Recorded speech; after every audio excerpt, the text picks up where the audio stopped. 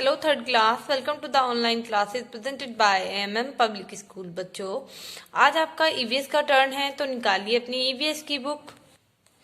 बच्चों, ईवीएस की बुक में चैप्टर 14 है आपका, पेज नंबर 85 पर। देखिए यहाँ पर shelter for all.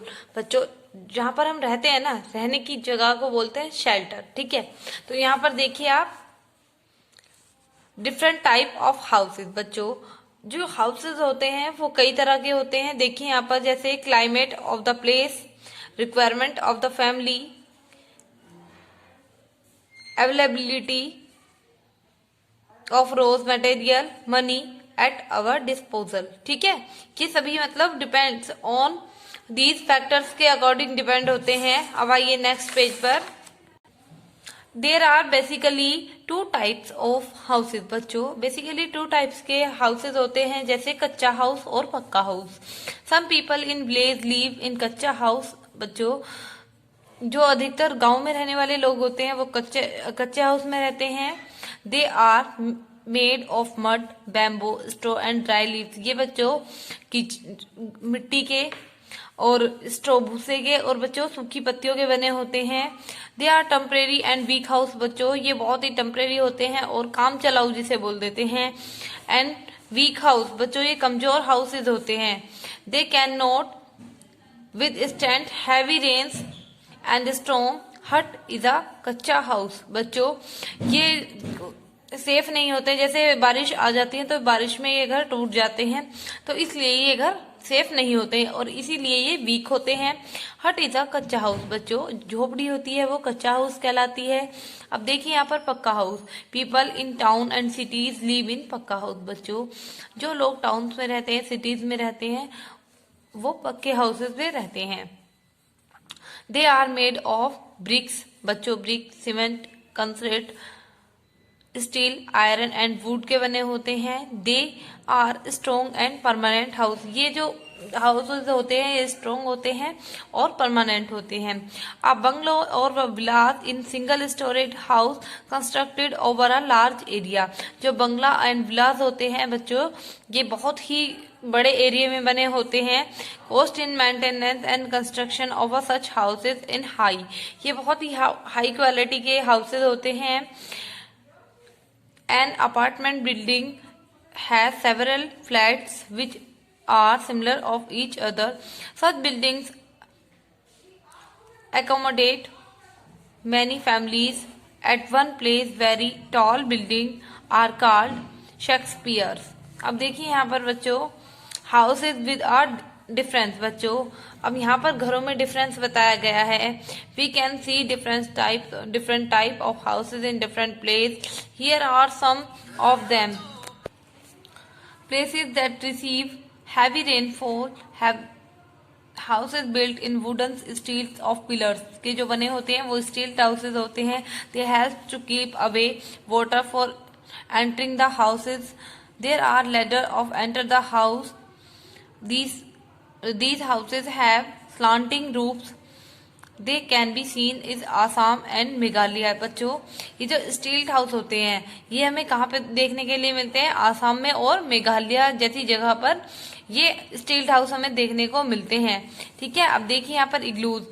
Eskimos and Inuits build houses in blocks of snow are very cold areas.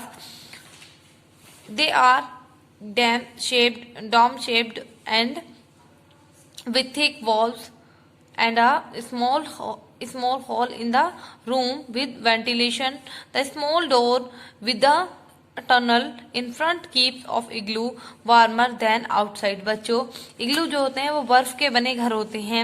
उसमें क्या होता है बच्चों, एक बहुत ही उसकी जो दीवारें होती हैं वो बहुत पतली होती हैं और उसमें जो रूम के लिए जो डोर होती है वो बहुत ही छोटा होता है और उसके बाहर अंदर तो बहुत ज्यादा ठंड होती है, लेकिन जैसे ही हम रूम से बाहर निकलते हैं तो काफी गर्मी हो जाती है। अब देखिए यहाँ पर house boats. We can see the several floating houses in Dal Lake in Kashmir and the backwaters of Kerala. They are houses with a well finished room. बच्चों, हाउस बोट जो होते हैं वो कहाँ देखने के लिए मिलते हैं? Several floating houses in Dal lake, Kashmir में कश्मीर और केरला में देखने के लिए मिलते हैं। कारवांस बच्चों, कारवांस कहते हैं जो टेंट के बने, जो जिनमें व्हील मतलब पहिए लगे होते हैं।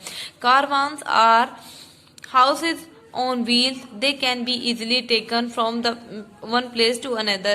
बच्चों जो कारवान हाउसेज ऑन व्हील्स, जो कारवान के बने होते, कारवान के हाउसेज होते हैं ना, उनमें पहिए लगे होते हैं, तो उनको हम एक स्थान से दूसरे स्थान पर आसानी से ले जा सकते हैं। They can be animal driven और ड्राइवन विद एन इंजन, और ये इंजन से भी चल सकते हैं। अब देखिए यहाँ पर tent are temporary houses use to people for campaigning for picnics। They are made of canvas and wooden pieces। They are easy to fix and dismantle। बच्चों जो टेंट के बने हाउसेज होते हैं वो टेम्परेरी हाउसेज होते हैं। वो पिकनिक के लिए जब हम जाते हैं तो कहीं पे अगर हम अपना घर बनाना चाहते हैं तो वहां पर हम टेंट से अपना घर बना सकते हैं। They are made of canvas and wooden pieces. बच्चों ये लकड़ी के टुकड़ों के बने होते हैं, कैनवास के बने होते हैं। ठीक है, अब देखिए यहाँ पर क्लीननेस ऑफ अ हाउस। बच्चों जब हम घर में रहते हैं, घर तो सबको चाहिए, लेकिन उसके साथ साथ उसकी साफ सफाई भी बहुत ज्यादा जरूरी होती है। जैसे देखिए यहाँ पर a clean house help us to stay healthy. बच्चों एक साफ घर हमें रखेगा हेल्दी, स्वस्थ और हेल्दी रखेगा। A dirty house invite several dishes. लेकिन अगर हमारा घर गंदा रहता है तो एक गंदा घर किसको इनवाइट करता है बच्चों? किसको इनवाइट करेगा? बीमारियों को। Here are some ways of keeping the house neat and tidy. बच्चों हमें अपने घर को साफ सुथरा रखने के लिए कुछ नियमों का पालन करना चाहिए। जैसे the floor should be swept and mopped regularly. बच्चों हमें डेली अपने घर में पोछा मारना चाहिए एंड उसके साथ साथ हमें झाड़ू लगानी चाहिए। We can B